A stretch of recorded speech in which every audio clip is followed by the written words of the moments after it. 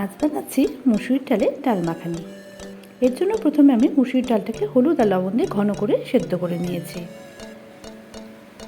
এরপর আমি নিয়ে নিচ্ছি পেঁয়াজ কুচি, ধনেপাতা কুচি, আদা কুচি, রসুন কুচি, আর নিয়ে নিচ্ছি টমেটো কুচি, কয়েক কোয়া রসুন আর কাঁচা লঙ্কা কুচি, আর নিয়ে নেব 2 চামচ মতো কাসুরি মেথি। এরপর আমি কড়াইতে সাদা তেল দিয়ে এর মধ্যে অল্প বাটার দিয়ে দিচ্ছি।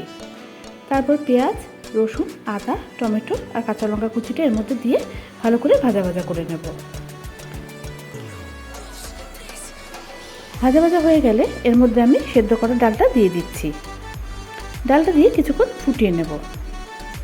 ফুটে উঠলে এর মধ্যে 2 চামচ মতো টমেটো কেচাপ আমি দিয়ে দিচ্ছি, দিয়ে এটাকে ভালো করে মিশিয়ে নিচ্ছি ডালের সাথে। এরপর আমি দিয়ে দিচ্ছি জিরের গুঁড়ো আর ধনের গুঁড়ো। এগুলোকেও আমি ডালের মতো ভালো করে মিশিয়ে নেব। এরপর আমি কালারের জন্য অল্প কাশ্মীরি লঙ্কার গুঁড়ো দিয়ে দিচ্ছি। তারপর দিয়ে দিচ্ছি চিনি আর গোলমরিচ গুঁড়ো, দিয়ে ভালো করে নাড়িয়ে নেব। নাড়িয়ে আমি গ্যাস বন্ধ করে দিচ্ছি।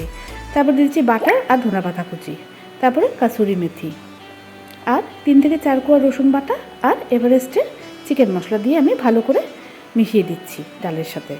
এটা আমি গ্যাস বন্ধ করে করছি। এর মধ্যে ফ্লেভারটা খুব ভালো আসবে। আপনারা মনেই করবেন না যে এটা মুসুরি ডালের ডাল মাখানি।